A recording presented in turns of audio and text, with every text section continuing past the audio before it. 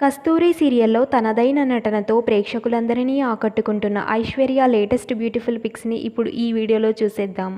ఈ పిక్స్లో Aishwarya cream colour చుడిదార్లో చాలా బ్యూటిఫుల్గా కనిపిస్తున్నారు. ఈ పిక్స్ని చూసిన నెటిజన్లంతా కూడా ఐశ్వర్య చాలా బ్యూటిఫుల్గా ఉంది న్యూ లుక్లో అంటున్నారు. కస్తూరి సీరియల్ హీరోయిన్ ఐశ్వర్యకి సంబంధించిన పలు బ్యూటిఫుల్ పిక్స్ని చూసేయండి.